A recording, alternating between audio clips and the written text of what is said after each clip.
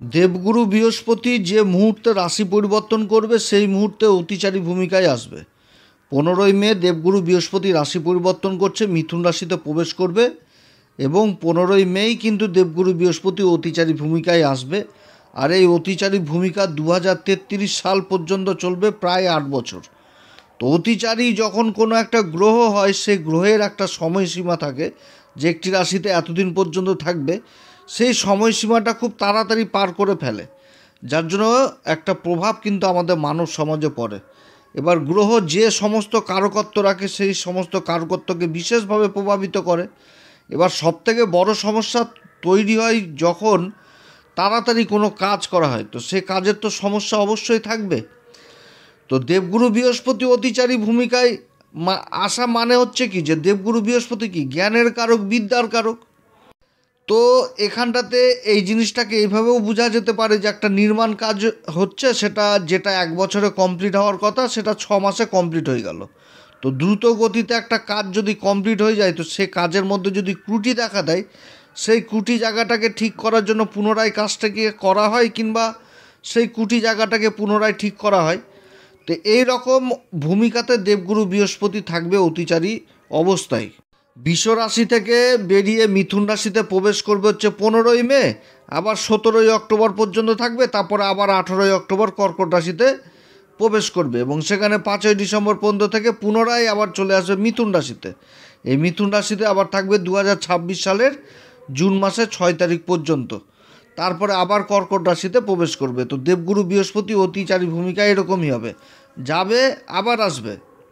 তো দেবগুরু বৃহস্পতির এই যে অতিচারী ভূমিকা, এর কি প্রভাব সিংহ রাশির উপর পড়বে, আজকে এই বিষয়ে বিশেষভাবে তুলে ধরবো আপনাদের কাছে। তবে অনুষ্ঠানটি এগিয়ে নিয়ে যাওয়ার পূর্বে সমস্ত দর্শক বন্ধুদের নমস্কার জানাচ্ছি, এবং তার সাথে বলবো যারা বহুদিন ধরে আমাদের অনুষ্ঠান দেখছেন, হয়তো সাবস্ক্রাইব করেননি, কিংবা যারা নতুন দর্শক দেখছেন, তো অবশ্যই সাবস্ক্রাইব করবেন। এই চ্যানেলের সঙ্গে থাকুন, জ্যোতিষীয় সম্পর্কিত অনেক তথ্য জানতে পারবেন। বহু জ্যোতিষী বহু রকম আলোচনা করবে, তবে ইউটিউবের জগৎ কোথায় কোন চ্যানেল কোথায় হারিয়ে যায়, হয়তো আজকে ভাবছেন কাজে লাগলো না, হয়তো এমন একটা সময় ওই তথ্যটা হয়তো এই চ্যানেলের মাধ্যমে জানতে পারবেন। যার জন্যই রিকোয়েস্ট করব যে অবশ্যই চ্যানেলটি সাবস্ক্রাইব করে রাখবেন, যদি কোনো সময় কাজে লাগে আপনাদের।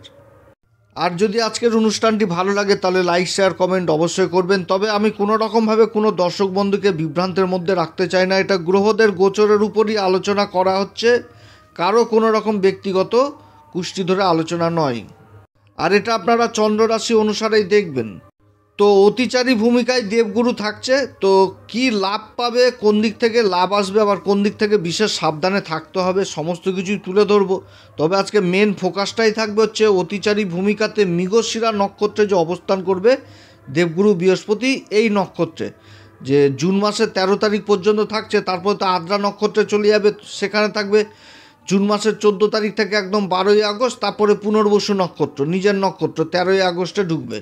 তো আজকে মৃগশিরা নক্ষত্র নিয়ে আলোচনা করব, এরপরে যখন আদ্রা নক্ষত্রে ঢুকবে রাহুর নক্ষত্রে, তখন রাহুর নক্ষত্র নিয়ে আলোচনা করব। তো কোন দিক থেকে এই মৃগশিরা নক্ষত্র অবস্থান এই সিংহ রাশিকে লাভবান করবে, কোন দিক থেকে সাবধানে থাকতে হবে, এবং তার সাথে বলবো হচ্ছে বিশেষ 10টি উপাচার, যে উপাচারে দেবগুরু বৃহস্পতি হবে অত্যধিক বলবান। যাদের জন্মকুষ্ঠিতে দেবগুরু বৃহস্পতির অবস্থান খারাপ রয়েছে তারাও করতে পারেন, যাদের জন্মকুষ্ঠিতে ভালো রয়েছে তারাও করতে পারেন উপাচার, এর কোনো নেগেটিভ ইফেক্ট নাই। যদি করেন তাহলে অবশ্যই ভালো রেজাল্ট পাবেন। তবে আমি তো আলোচনা করব দেবগুরু বৃহস্পতিকে নিয়ে, তো দেখালো অন্যান্য গ্রহদের আবার অবস্থান খারাপ, তো তাদের কাছে বিশেষভাবে অনুরোধ করব ভালো জ্যোতিষীয় পরামর্শ নিতে। 15ই মে দেবগুরু বৃহস্পতি অবস্থান করবে হচ্ছে মিথুন রাশিতে, যেটা হচ্ছে এই সিংহ রাশির ক্ষেত্রে একাদশ ঘর, লাভের ঘর। আগে কর্মের ঘরে অবস্থান করছিল, এবার লাভের ঘরে অবস্থান করবে। সিংহ রাশির ক্ষেত্রে দেবগুরু বৃহস্পতি হচ্ছে কারক গ্রহ, পঞ্চম ঘরের অধিপতি এবং অষ্টম ঘরের অধিপতি হয়ে কর্মের ঘরে ছিল, এবার লাভের ঘর একাদশ ঘরে অবস্থান করবে। আর এই অবস্থান যথেষ্ট ভালো অবস্থান, এবং যে কোনটাতে অবস্থান করছে সেটাকে বলা হয় যে কাম ত্রিকোণ। কাম ত্রিকোণ কথাটার অর্থ কি, যে কাম কথার অর্থটা হচ্ছে মনের ইচ্ছা বাসনা, অর্থাৎ মনের ইচ্ছা বাসনা কিন্তু পূরণ হবে এই দেবগুরু বৃহস্পতির এই পরিবর্তনে। এবং এই যে ত্রিকোণটা তৈরি হচ্ছে এইখানটাতে দেবগুরু বৃহস্পতি যেরকম একাদশ ঘরে অবস্থান করছে, আর যে ত্রিকোণটা তৈরি হচ্ছে রাশির তৃতীয় ঘর যেটা হচ্ছে তুলা রাশি এবং রাশির সপ্তম ঘর, এই ত্রিকোণটাতেই তো আবার দেবগুরু বৃহস্পতির দৃষ্টিও পড়ছে। তো এই ঘরগুলো যথেষ্ট প্রভাবিত হবে এবং দেবগুরু বৃহস্পতি যে ঘরগুলোর মানে আধিপত্য আর কি, যে ঘরগুলোর কারকত্ব রাখে, পঞ্চম ঘর এবং অষ্টম ঘর, এই দুটি ঘরও কিন্তু এ সময় বিশেষভাবে প্রভাবিত হবে এবং যে নক্ষত্রে অবস্থান করছে সেই নক্ষত্রের ফল কিন্তু দেবগুরু বৃহস্পতিকে অবশ্যই দিতে হবে। বর্তমানে এই সিংহ রাশির শনিদেবের ঢাইয়া চলছে এবং শনি অবস্থান করছে অষ্টম ঘর যেটা হচ্ছে মীন রাশিতে এবং নিজের নক্ষত্রে অবস্থান করছে উত্তরা ভাদ্রপদে। তো সংঘর্ষ কিন্তু থাকবে, সিংহ রাশির সংঘর্ষ থাকবে, কিন্তু সংঘর্ষের মধ্যে একটা মাত্রাটা অন্যরকম হবে, যে সংঘর্ষও করবে সফলতাও পাবে। আবার এই মাসে আবার গুরুত্বপূর্ণ কিছু পরিবর্তনও রয়েছে। দেবগুরু বৃহস্পতির পরিবর্তন হচ্ছে, তারপরে রাহু কেতুর পরিবর্তন হবে, কেতু চলে আসবে একদম রাশির উপরে, রাহু চলে আসবে সপ্তম ঘরে। তো সেই পরিবর্তনগুলো যখন হবে সেগুলো নিয়েও আলোচনা করব। তবে আজকের মেন বিষয়টা অতিচারী গুরুর ভূমিকা নিয়ে। দেবগুরু বৃহস্পতি হচ্ছে ধর্মের কারক, শিক্ষার কারক, ঈশ্বরীয় শক্তির কারক, পর উপকারিতা, মায়া, মমতা, আত্মবিশ্লেষণকারী, দার্শনিক চিন্তাধারা, এতগুলো পয়েন্ট দেবগুরু বৃহস্পতির কিন্তু মানে এই সমস্তরই কারকত্ব, ঈশ্বরীয় শক্তির কারক। এবং দেবগুরু বৃহস্পতি এই যে একাদশ ঘর মিথুন রাশিতে অবস্থান করছে, এই সময়কালে মিথুন রাশির অধিপতি বুধের সাথেও কিন্তু একটা তৎকালীন সম্পর্ক উঠে এসছে। সেটা কি শনিদেবের মাধ্যমে। শনিদেব তো মীন রাশিতে অবস্থান করছে গুরুর রাশিতে, আর দেবগুরু বৃহস্পতি বুধের রাশিতে অবস্থান করছে, আর বুধের সাথে শনির সম্পর্ক হচ্ছে পরম মিত্রতা। অর্থাৎ এইখানটাতেও কিন্তু একটা সম্পর্ক জিনিসটা উঠে এসছে, তৎকালীন সম্পর্ক উঠে এসছে, যার জন্য দেবগুরু বৃহস্পতির এই পরিবর্তন যথেষ্ট ভালো হতে যাচ্ছে। তবে দেবগুরু বৃহস্পতির এই পরিবর্তন এবং যে শনির যে বিগত দিনে যে পরিবর্তন হয়ে গেল, এর কিন্তু জিনিসগুলো বুঝে শুনেই এই সিংহ রাশিকে সমস্ত কাজ করতে হবে, কিভাবে চলতে হবে, কি করতে হবে যাতে এগিয়ে যাওয়া যায় সামনের দিকে, এগুলো কিন্তু সব কিছু বুঝতে হবে। শনিদেব অষ্টম ঘরে অবস্থান করছে নিজের নক্ষত্র উত্তরা ভাদ্রপদে, আর উত্তরা ভাদ্রপদ নক্ষত্র সম্পর্কে বিশেষ আলোচনা করেছি এর আগের ভিডিওতে সিংহ রাশিকে নিয়ে, যে উত্তরা ভাদ্রপদ হচ্ছে এমন একটি নক্ষত্র যে জায়গায় শনি প্রচণ্ড বলবান হয়ে যায় এবং খুব ভালো নক্ষত্র। পূর্বা ভাদ্রপদ নক্ষত্রের মতন এই নক্ষত্রটাও প্রচণ্ড ভাগ্যশালী নক্ষত্র। তবে এই নক্ষত্রের বিশেষ গুণ হচ্ছে ম্যাথামেটিক্স, হিসাব, ক্ষুদ্র থেকে ক্ষুদ্র হিসাব এই সময়কালে সিংহ রাশিকে অবশ্যই করতে হবে। জীবনে চলতে গেলে এই সময় হিসাব অবশ্যই করতে হবে এবং হিসাবের মধ্যেই থাকতে হবে। শনির কিন্তু এই জিনিসটাই বুঝাচ্ছে এই সিংহ রাশিকে, এবং অষ্টম ঘরে অবস্থান করছে, সংঘর্ষ অবশ্যই থাকবে, কিন্তু যে কোনো কাজ করতে গেলে হুটহাট করে নয়, ধীরে সুস্থে গভীর চিন্তা নিয়েই করতে হবে, কারণ অষ্টম ঘরটা হচ্ছে গভীর জ্ঞানের ঘর, রিসার্চ জাতীয় বিদ্যা, গবেষণা এই ঘর থেকে দেখা হয়। এবং এই যে শনি অবস্থান করছে এটা কিন্তু মোক্ষ ত্রিকোণের ঘর, অর্থাৎ নিজেকে জানা, ঈশ্বরের প্রতি একটা অটুট বিশ্বাস, নিজের আত্মবিশ্লেষণ, এগুলো কিন্তু বুঝাচ্ছে এই ঘরে। এবার দেবগুরু বৃহস্পতি এই যে একাদশ ঘরে অবস্থান করছে, যে নক্ষত্রে অবস্থান করছে মৃগশিরা নক্ষত্রে, এই মৃগশিরা নক্ষত্রেও কিন্তু দেবগুরু বৃহস্পতি অনেক কিছু বুঝাচ্ছে সিংহ রাশিকে, যেটা কিন্তু বুঝতে হবে। যদি সেই লাইন মতো চলে অবশ্যই সিংহ রাশি যথেষ্ট সফলতার দিকে চলে যাবে, কারণ দেবগুরু বৃহস্পতি একাদশ ঘরে অবস্থান করে তার যে দৃষ্টিগুলো এবং যে কোণটা নির্মিত হয়েছে তাতে কিন্তু যথেষ্ট ভালো ফলই দিবে সিংহ রাশিকে। এবং পরবর্তী সময়ে দেবগুরু বৃহস্পতির যে পরিবর্তনগুলো হবে সেই পরিবর্তনগুলোও যথেষ্ট ভালো পরিবর্তন হবে এই সিংহ রাশির ক্ষেত্রে। তো মৃগশিরা নক্ষত্রে, এই নক্ষত্রে দেবগুরু বৃহস্পতি জুন মাসের 13 তারিখ পর্যন্ত থাকবে।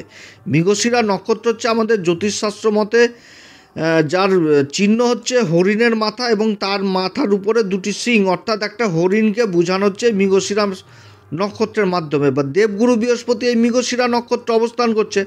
মৃগশিরা নক্ষত্রের অধিপতি হচ্ছে মঙ্গল, মঙ্গলের সাথে সিংহ রাশির অধিপতি সূর্যদেবের সম্পর্ক হচ্ছে পরম মিত্রতা, সূর্য হচ্ছে রাজা আর মঙ্গল হচ্ছে সেনাপতি।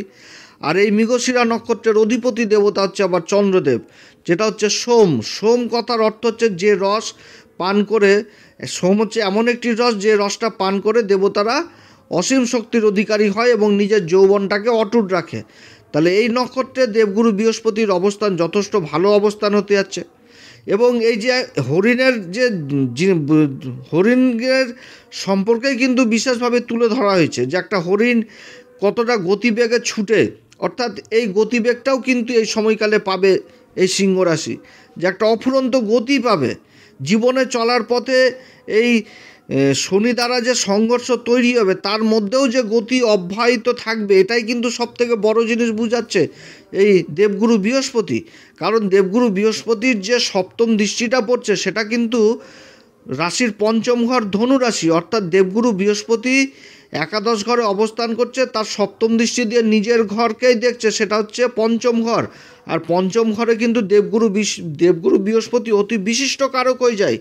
পঞ্চম ঘর থেকে একটা জিনিস কি, যে সেটা হচ্ছে বৃদ্ধি, লাভ, এই জিনিসটা কিন্তু বুঝায় যে কোনো কিছুর বৃদ্ধি হওয়া, কোনো কিছুর লাভ করা, এই জিনিসটাই বুঝাচ্ছে। অর্থাৎ কর্মক্ষেত্রে বিশেষ গতি পাবে এবং বিশেষ লাভবানও হবে এই সময়কালে সিংহ রাশি। তবে দেবগুরু বৃহস্পতির যে পঞ্চম দৃষ্টিটা পড়ছে তৃতীয় ঘরে, এইখানটাতে দেবগুরু বৃহস্পতি কিন্তু এই জিনিসটাও বুঝাচ্ছে যে যে কোনো কাজ করতে গেলে সেই কাজের কিন্তু ডকুমেন্টেন্সি, কাগজপত্র নিয়েই কাজ করতে হবে। কারণ তৃতীয় ঘরটা হচ্ছে কি যোগাযোগের ঘর, সামাজিক যোগাযোগ এবং কাগজপত্রের ঘর এবং ছোট ভাই বোনদের ঘর। তাহলে শনি অষ্টম ঘরে অবস্থান করে বুঝাচ্ছে হিসাব করে চলো, দেবগুরু বৃহস্পতি একাদশ ঘরে বুঝাচ্ছে যে কর্মটা করবা সেই কর্মে কাগজপত্র মেনটেন করে চলো। অর্থাৎ যে কোনো কাজ করতে গেলে তোমাকে লেখাপড়ি, চুক্তি যেখানটাতে প্রয়োজন রয়েছে অবশ্যই তোমাকে সেই জায়গাটা মেনটেন করতে হবে। এবং এই যে মৃগশিরা নক্ষত্র অবস্থান করছে, একটা সৌন্দর্য জিনিস, বনের যেমন হরিণ সৌন্দর্য, হরিণ কিন্তু আকর্ষণের পাত্র বনের, তাহলে কর্মক্ষেত্রে কিন্তু এই জিনিসটাও উঠে আসছে সিংহ রাশির ক্ষেত্রে, যে নিজের প্রতিভা দ্বারা, নিজের কর্মের দক্ষতার দ্বারা সমাজে কিন্তু পরিচিতি বৃদ্ধি পাবে। কারণ দেবগুরু বৃহস্পতির যে সপ্তম দৃষ্টিটা পঞ্চম ঘরে পড়ছে সেই জায়গাটাতে কিন্তু প্রতিভা জিনিসটাও উঠে আসছে। কারণ এই পঞ্চম ঘর থেকে সোশ্যাল মিডিয়া, তারপর সিনেমা জগৎ, তারপরে যে কোনো প্রতিভা, এই জিনিসটা কিন্তু দেখায়। তাহলে যে নক্ষত্রে দেবগুরু বৃহস্পতি অবস্থান করছে আর যে দৃষ্টিটা পড়ছে সপ্তম ঘরে, তাহলে প্রতিভা জিনিসটা যথেষ্ট উঠে আসছে। অতএব যারা হস্তশিল্পী বা কোনো প্রতিভার সাথে জড়িত তাদের জন্য যথেষ্ট ভালো সময় হতে যাচ্ছে এই দেবগুরু বৃহস্পতির এই অবস্থান। একাধিক আয় ইনকামের রাস্তা থাকবে, কর্মক্ষেত্রে বিশেষ উন্নতি থাকবে, সন্তান যে কর্ম করবে সেই কর্মে বিশেষ উন্নতি, পিতামাতারা সন্তানের দিক থেকে দুশ্চিন্তামুক্ত হবে, চিন্তামুক্ত হবে এক কথায়। এবং দেবগুরু বৃহস্পতির যে পঞ্চম দৃষ্টি তৃতীয় ঘরে পড়ছে, যারা মিডিয়ার সাথে যুক্ত রয়েছেন, যারা সেলস ডিপার্টমেন্টে যুক্ত রয়েছেন, কথাবাচক হিসাবে কাজ করছেন, তাদের জন্য যথেষ্ট ভালো। সমাজে পরিচিতি বাড়বে, গণ্যমান্য ব্যক্তিদের সাথে উঠা বসা বাড়বে। এবং এই যে কাগজপত্র মেনটেনের ঘর বললাম, একটা কোনো এই সময়কালে বড় চুক্তি হওয়ার সম্ভাবনা থাকবে কর্মক্ষেত্রে। না তো লাভ কিভাবে আসবে? দেবগুরু বৃহস্পতি তো লাভের ঘরে অবস্থান করছে, লাভ তো অবশ্যই আসবে, অবশ্যই লাভ আসবে। এবং যে নক্ষত্র অবস্থান করছে সেই নক্ষত্র হচ্ছে মৃগশিরা নক্ষত্র। এই মৃগশিরা নক্ষত্রের অধিপতি হচ্ছে মঙ্গল। মঙ্গল হচ্ছে সিংহ রাশির ক্ষেত্রে চতুর্থ ঘর, যেটা হচ্ছে ভূমি, ভবন, বাহন, এই ঘর চতুর্থ ঘর। এবং ভাগ্যের ঘর, ভাগ্যের ঘর হচ্ছে কি, যেটা হচ্ছে নবম ঘর, ঈশ্বরীয় শক্তির ঘর, পিতার ঘর, পিতার কর্মকার্য এই ঘর থেকে দেখা হয়। এছাড়া দূরযাত্রা এবং উচ্চশিক্ষা জিনিসটাকে দেখা হয়। তাহলে দেবগুরু বৃহস্পতি এই যে একাদশ ঘরে অবস্থান করছে এই দিক থেকে বিশেষ সফলতা পাবে। এবং যে নক্ষত্র অবস্থান করছে মৃগশিরা নক্ষত্র, এটা নক্ষত্রটা হচ্ছে হরিণের হরিণ যেটাকে বোঝানো হচ্ছে। তো হরিণের নাভিতে কি থাকে? কস্তুরী, যার গন্ধে কিন্তু হরিণও পাগল হয়ে যায় যে কোথা থেকে এই গন্ধ আসছে। তাহলে একটা খোঁজ জিনিস চলে আসছে, একটা খোঁজাখুঁজি জিনিস চলে আসছে। অর্থাৎ শিক্ষার দিক থেকে কিন্তু বিশেষ সফলতা পাবে। কারা পাবে? যারা খোঁজ জাতীয় বিদ্যার সাথে যুক্ত রয়েছে, যারা কোনো বিষয়ের উপর গবেষণা করছে, এই সমস্ত কাজ। এবং হরিণ এই যে মৃগশিরা নক্ষত্রের অধিপতি হচ্ছে মঙ্গল, রক্তের কারক। তাহলে এই দেবগুরু বৃহস্পতি পঞ্চম ঘরে দৃষ্টি পড়ছে, পঞ্চম ঘরের অধিপতি আবার দেবগুরু বৃহস্পতি, যেটা ধনুরাশি, এখান থেকে শিক্ষা জিনিসটাকে বোঝাচ্ছে। আর অষ্টম ঘর যেটা হচ্ছে মীন রাশি, এখান থেকে গভীর শিক্ষা জিনিসটাকে বোঝাচ্ছে, মেডিকেল জিনিসটাকে বোঝাচ্ছে। এবং যে নক্ষত্রের অধিপতি মঙ্গলের এই মৃগশিরা, যেটা নবম ঘর, উচ্চশিক্ষা জিনিসটাকে বোঝাচ্ছে। তাহলে উচ্চশিক্ষার দিক থেকেও যথেষ্ট সফলতা পাবে যারা ডাক্তারি লাইনে রয়েছেন, মেডিকেলের সাথে যুক্ত রয়েছেন, তাদের জন্য এই গোচর যথেষ্ট ভালো হতে যাচ্ছে। এছাড়া যারা সফটওয়্যারজনিত বিদ্যার সাথে জড়িত রয়েছেন, যারা আইটিতে রয়েছেন, কম্পিউটার সায়েন্স নিয়ে পড়াশোনা করছেন, বর্তমানে তো এগুলোই তো বেশি চলছে, এআই টেআই এগুলোই তো। অতএব এই সমস্ত দিকেও যথেষ্ট সফলতা পাবে সিংহ রাশির। এবং অষ্টম ঘরের অধিপতি লাভের ঘরে অবস্থান করছে। যারা রোজগারের ইনকাম, যেরকম যারা কমিশন এজেন্টের কাজগুলো করছেন, যেরকম এলআইসি হোক বা ইন্স্যুরেন্স এই সমস্ত কাজগুলো যারা করছেন, এই দিক থেকে বিশেষ সফলতা পাবে সিংহ রাশি। এবং এই যে মৃগশিরা নক্ষত্র অবস্থান করছে, যেটা হরিণের একটা চরিত্র তুলে ধরা হয়েছে, প্রকৃতি ঈশ্বর হরিণকে কিন্তু সেই ক্ষমতাটা দিয়েছে অ্যাডভান্স জিনিসটাকে বোঝার, অ্যাডভান্স জিনিসটাকে কিন্তু বুঝতেও পারবে। কারণ দেবগুরু বৃহস্পতি কি জ্ঞানের কারক, বিদ্যার কারক। জ্ঞানের আলোয় তো অন্ধকার দূর হয়ে যায়। তাহলে এই সময়কালে সেই সেন্সটাও কিন্তু পাবে যে একটা আগাম কিছু জীবনে ঘটতে যাচ্ছে, কোনো একটা বিপদ আসতে যাচ্ছে, কোনো একটা ভালো কিছু ঘটতে যাচ্ছে, এগুলো কিন্তু বুঝতে পারবে। এবং যে নক্ষত্র অবস্থান করছে মৃগশিরা নক্ষত্র, যেটা হচ্ছে হরিণ যেটাকে বুঝাচ্ছে, হরিণ কিন্তু আবার বিশ্বাসঘাতকতাও এখান থেকে উঠে আসছে। কারণ হরিণ কিন্তু চট করে কাউকে বিশ্বাস করতে যায় না, যেখানটাতে বিশ্বাস করে সেখানটাতে কিন্তু বিশ্বাসঘাতকতা জিনিসটা উঠে আসে। তাহলে দেবগুরু বৃহস্পতির সেই জ্ঞানের মাধ্যমে এই জিনিসটাও সিংহ রাশি বুঝতে পারবে যে আমি কোথায় ব্যবসা করছি বা নিজের কর্মকার্য করছি, এখানটাতে আগামী দিনে আমার সাথে কেউ বিশ্বাসঘাতকতা করবে কি না, এই জিনিসটাও কিন্তু বুঝতে পারবে যে আমি এর সাথে কাজ করতে যাচ্ছি, আমার সাথে দেখা হলে একটা বিশ্বাসঘাতকতা করে দিল। যার জন্যই দেবগুরু বৃহস্পতির ওই পঞ্চম দৃষ্টি পড়ছে তৃতীয় ঘরে, যেখানটাতে দেবগুরু বৃহস্পতি তার জ্ঞানের মাধ্যমে বুঝতে পারবে যে সিংহ রাশি যে আমাকে কাগজপত্র অবশ্যই মেনটেন করতে হবে, যেখানটাতে চুক্তির ব্যাপার রয়েছে চুক্তি করেই কাজ করতে হবে, মুখের কথায় বিশ্বাস করে কোনো কাজ নয়। এই জিনিসটা কিন্তু বুঝাচ্ছে দেবগুরু বৃহস্পতির এই পরিবর্তনে। আর ওদিকে শনি কি বুঝাচ্ছে অষ্টম ঘরে থেকে নিজের নক্ষত্রে, যে কাজটা করবা তার আয় ব্যয় সঠিকভাবে তোমাকে লিখে রাখতে হবে। কারণ উত্তরা ভাদ্রপদ আগেই বললাম, ম্যাথামেটিক্স, অঙ্ক, হিসাব, ক্ষুদ্র থেকে ক্ষুদ্র হিসাব, এই জিনিসগুলো করতে হবে।